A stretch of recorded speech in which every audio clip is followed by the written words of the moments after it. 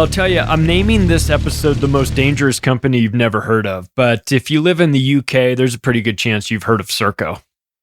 Oh, you might have heard of Serco. They don't get a lot of publicity. I mean, they don't get a lot of good publicity. Let's put it that way. You know, if you're doing your job the way you're supposed to do it, you fly under the radar. Well, Serco is kind of known for being kind of bad at their jobs. And when you kind of understand who they are and what they do and you know what they're involved in, what you would find is that all those issues that you have with government, you know, incompetency, bloated budgets, people that just don't give a shit about doing the job or doing it well, and all those components of government that are so unlikable, Serco's got all that too. So they're like, when you outsource all of the garbage, and in the case of the United Kingdom, quite literally outsourcing the garbage in the form of garbage collection to a company like Serco, you just get more government. So it's a private company, but it acts like the government because they do a lot of the things that the government doesn't want to do. They outsource them to Serco. And then Serco says, well, we'll take your management style, which is fucking up everything that you touch, and then we'll just incorporate that into our business model and we'll fuck up everything up as well. We'll just charge you for it, which is what Serco does. So it was founded in 1929 as the United Kingdom's division of RCA, Radio Corporation of America, right? So this has been around.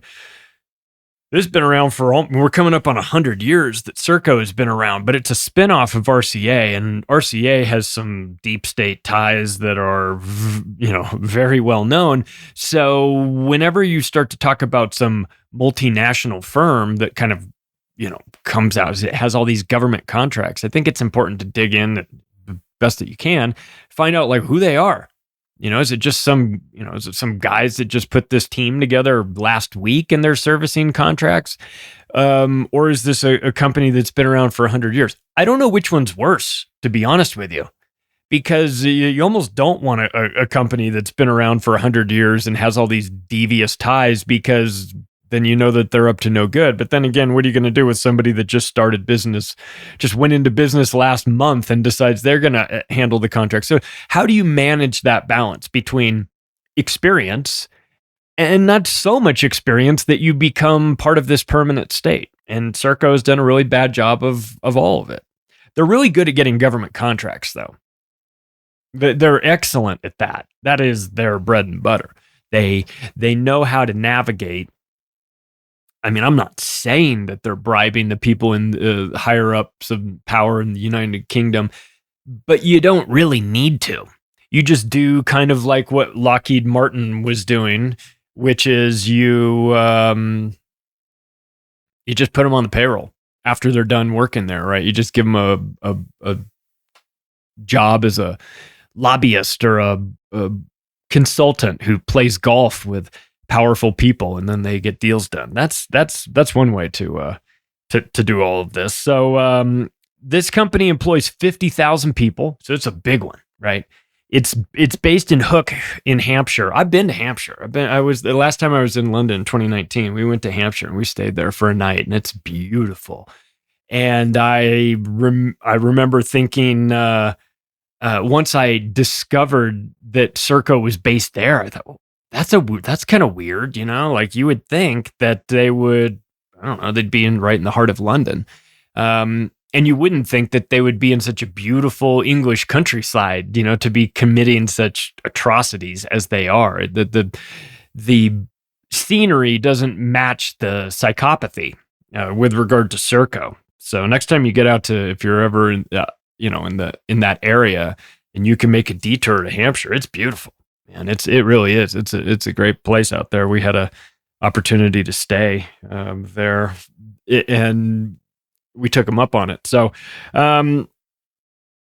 let's just describe this company as a British multinational deep state operator. Sound good? Sound fair? I mean, because that's really kind of what it is. They work off of government services. They take care of government services. The government has all of these tasks that they need to fulfill, obligations, things that come with, when you pay your taxes, you want your government to do certain things. And the government doesn't like to do any of those things. So what they do is they just take your tax money and then outsource it to somebody else who can do all those things, because they're too busy being the government that they can't get bogged down in like picking up trash and stuff like that. So they hire Serco to do that. And then they pay them with tax money that, you pay the government, and then the government takes your tax money and gives it to Serco. Now, that'd be fine, I guess, if they were really good at their job. It'd be one thing if they were like, the government has recognized their massive incompetence and they have outsourced it to this private company because the private company is going to do a much better job. Now, if that was the mentality behind this, I'd almost be fine with it. Be like, great, to anything, the fewer things that the government does or touches, the better, right?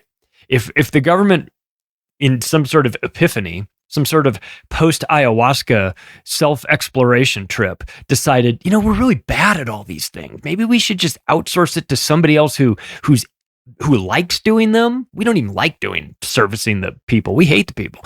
What if we found a company that we could outsource this to and they could do it? They do a much better job. We'd pay them well, and then we'd just say, you guys do all this, and we could find that company, and they would be, if the government had that sort of epiphany and then went out and found a fantastic company or a variety of multiple companies that were really good at what they did, good.